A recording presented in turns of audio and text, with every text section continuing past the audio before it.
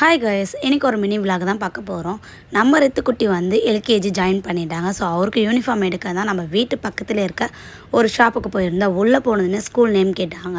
அது சொன்னதுமே மேல் வந்து ஷர்ட்டு தான் இருக்குது, கீழே டவுசர் இல்லை, 2 days ஆகும் அப்படின்னாங்க. உடனே வெளியே வந்து விட்ரா அம்பத்தூருக்கு வண்டி அப்படின்னு சொல்லி கிளம்பிட்டோம்.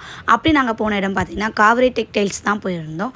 அவர் வந்து வண்டி பார்க்கிங் பண்ண போனால குட்டிஸ் 2 பேர் பேசிட்டு போயிட்டு இருந்தாங்க. உள்ளே போனோமே 3rd floor போங்க அப்படின்னா அங்கே போய் பார்த்தா அங்கேயும் யூனிஃபார்ம் இல்லை. அவங்க வந்து நீங்கள் அம்பத்தூர் வந்து ரயில்வே கேட் தாண்டி போங்க, அம்பிக்காவில் ட்ரை பண்ணி பாருங்கள் அப்படின்னாங்க. ஸோ அந்த ஒரு ஷாப்புக்கும் போயிருந்தோம். அப்போ ரித்துக்குட்டி எங்கேயாச்சும் கிடைக்குமா மம்மி, எங்கேயுமே இல்லை, எனக்கு காலெல்லாம் வலிக்குது, எங்கே தான் கிடைக்கும் அப்படின்னு பேசிட்டு போயிட்டே இருந்தான். அவன் நினச்சபடியே அங்கேயும் அவனுக்கு யூனிஃபார்ம் கிடைக்கவே இல்லை. இது என்னடா எனக்கு வந்த சோதனை, நான் எப்படி தான் ஸ்கூலுக்கு போவேன் அப்படின்னு கேட்டுகிட்டே இருந்தான். ஃபைனலாக ஒரு ஷாப்புக்கு போனோம்.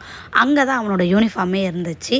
ஸோ வந்து ஒயிட்டில் ஒரு செட்டும் கலரில் வந்து 2 செட்டும் எடுத்துருந்தோம். அவனும் மெஷர்மெண்ட்டு பார்த்து அவங்க கட் பண்ணி கொடுத்துருந்தாங்க. உங்கள் குட்டிஸ்க்கு நீங்கள் வந்து யூனிஃபார்ம் எடுத்துட்டீங்களான்ட்டு கமெண்ட்டில் சொல்லுங்கள். யூனிஃபார்மை கையில் வாங்கினோன்னுமே சின்ராஸை பிடிக்கவே முடியலங்க. இப்போ எனக்கு ஒரு நம்பிக்கை வந்துச்சு, ஃபஸ்ட் டே போகும்போது செல்லக்குட்டி அழுவாமல் போவான் அப்படின்னு சொல்லிட்டு.